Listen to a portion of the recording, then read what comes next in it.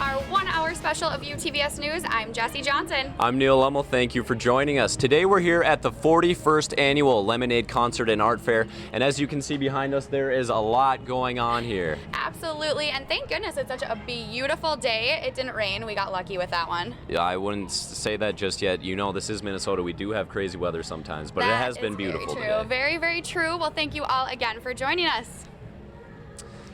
The Lemonade Art Fair is the kickoff to Granite City Days here in St. Cloud. It's a jam-packed day of food, festival, vendors, and fun. It started this morning at 11 a.m. and will continue until 6 p.m. Our reporter Emily Haig took a look around this morning as they were setting up. Emily, how was the setup?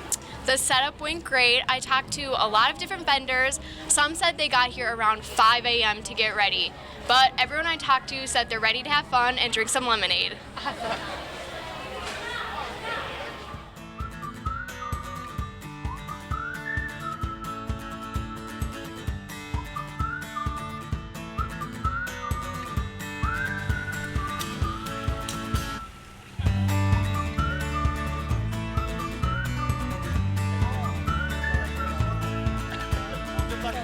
We were here at 5 a.m.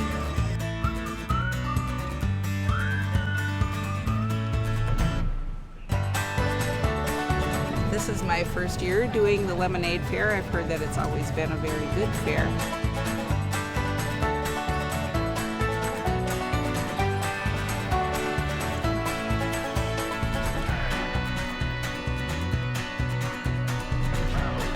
It's a nice fair. It's got good lemonade. Yeah. They've just known us over the years. We've been doing this fair since it started. We talked to some vendors who've been coming to this fair since it opened, and some who said this is their first time. They said they've heard great things, so we shouldn't be disappointed today. Now, we heard there was a little something bad that happened yesterday. Can you tell us about that? That's right. Yesterday evening, a pipe burst in the middle of Atwood Mall. Crews had to be called in to dig up the area. The water in all the surrounding buildings was turned off until midnight. Luckily, some temporary flooring was put together this morning, and things are going on as scheduled. Because you guys, the fair must go on. Thank you, Emily. And it has been a great day out here. I was a little concerned when I saw them working out here this morning, but it looks like they got it fixed up. They're setting up for the concert a little bit later tonight. Everything's going smooth today. Absolutely. Now, everything today smelled absolutely amazing when we were rocking around, and the beautiful weather. Honestly, I think my favorite part, though, was that one guy that had all the little trinkets that he put together to make sculptures. That was pretty cool. I liked when we went to talk to the two guys who were running the Sisters Treats mini donut stand. And I'm a little disappointed we didn't get mini donuts. Can we go back later? Oh, absolutely. I mean, I promise you that after the newscast, we'll go back and get some of those mini donuts. But I'd love to talk about the art and everything else that's going on, but we do have some news to talk about. Danielle Maroney is in the studio to give us the top stories of the day. Danielle? Thanks so much, guys. Well, 50 years after one U.S. president visited Minnehaha Falls, another will be doing the same. President Barack Obama is visiting the falls today and participated in a town hall this afternoon. The president is spending the next 2 days in Minnesota at a fundraiser tonight and speaking about the economy tomorrow. President Lyndon Johnson was the first president to visit Minnehaha Falls in 1964. The Minnesota Pollution Control Agency is advising dog owners to keep their pets away from algae-laden water following the death of a dog in Sherburne County over the weekend. Certain species of blue-green algae contain potent toxins that can be deadly to animals within hours.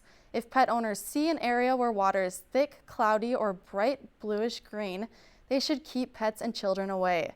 If a pet does enter algae-laden water, rinse it off with fresh water and do not allow the animal to lick its fur until it's clean. Anyone who is concerned about a pet's possible exposure to blue-green algae should consult a veterinarian immediately. City leaders in Wadena have passed a no barking ordinance. This law prohibits dogs in some parts of the community from barking or making noise from 4 p.m. to 9 a.m. Dog owners and the local Humane Society say it's inhumane to keep dogs quiet that long. The no barking ordinance applies to commercial zones and includes the Humane Society and surrounding neighborhood. The complete audio has been released from the police interviews with John Ledoux, a Waseca teenager who plotted to kill his family and bomb his school. In the interview, Ledoux calmly gives a detailed description of his plan and comments on the reasons for his actions. I was not bullied at all. I don't even think I've ever been bullied in my life. Okay. I have good parents. I live in a good town. I think I'm just really mentally ill, and no one's noticed. I've been trying to hide it. Ledoux is being held in juvenile custody in Red Wing. Governor Dayton has extended the state of emergency period for another 30 days. Taxpayers in Minnesota who were affected by severe weather and flooding will receive help if the president's storms prevented them from filing their returns or paying taxes on time. Taxpayers in affected areas' penalties will be forgiven for payments due between June 11th and July 22nd. This only applies to Minnesota taxes, not to federal taxes. If you are affected and receive a tax bill or have any further questions, contact the Minnesota Department of Revenue. And for all of you foodies out there, 28 new foods and 6 new food vendors will be at this year's Minnesota State Fair. Some of the new foods include bacon-wrapped turkey legs, beer gelato, and walleye mac and cheese. The State Fair starts August 21st. Back to you guys. Thank you so much, Danielle. And like we said earlier, it's been so awesome that we've had such great weather today and everything, but I'm hoping that we don't get, some nasty weather coming.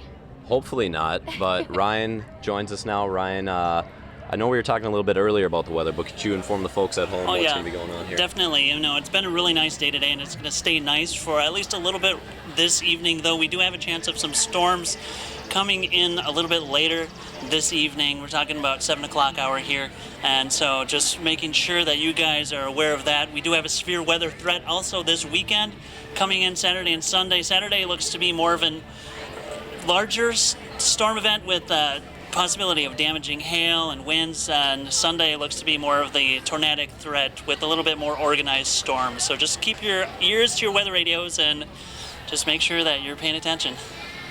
So you're hoping that we're not going to get rained on? No, I am hoping that you're not going to get rained on. There is a slight chance, but that should not really come in until later tonight. So. Awesome. Well, thank you so much, Ryan. Yep, not a problem. We have a lot more for you coming up from the 41st Annual Lemonade Concert and Art Fair. I'll be here with the director of this event next. Stay with us.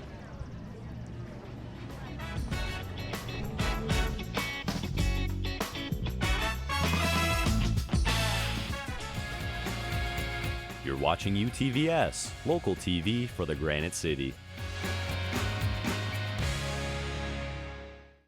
Visit utvsnews.com for all of your local news.